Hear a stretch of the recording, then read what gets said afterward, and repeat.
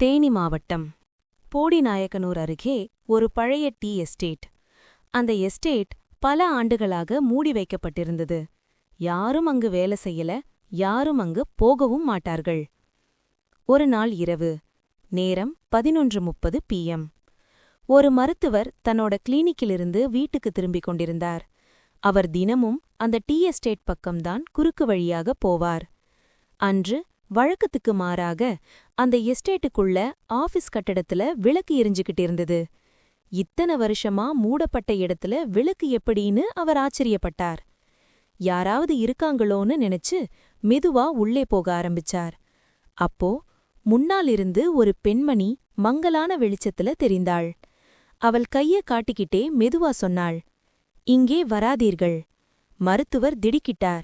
அவள் மீண்டும், "இந்த பக்கம் போகாதீர்கள், எஸ்டேட்டுக்குள்ளே வராதீர்கள், இப்பவே திரும்பிப் போய்விடுங்கள்."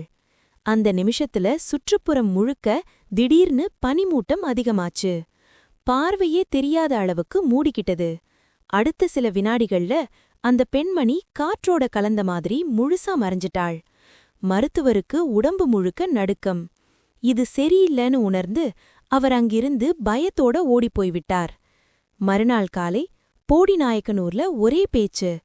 நேத்து ராத்திரி அந்த பழைய டீ எஸ்டேட்ல மழை காரணமா பெரிய மண் சரிவு நடந்துச்சு. அந்த இடத்துல யாருமே இருந்தா உயிரோட தப்ப முடியாது. அத கேட்டதும் மருத்துவருக்கு உடம்பே குளிர்ந்துடுச்சு. அப்போதான் அவருக்கு புரிஞ்சது, நேற்று இரவு அவரை எச்சரித்த அந்த பெண்மணி அவர் உயிரை காப்பாத்த வந்தவள்.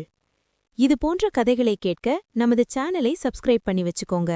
நாளை இது போன்ற ஒரு கதையில் சந்திக்கலாம்.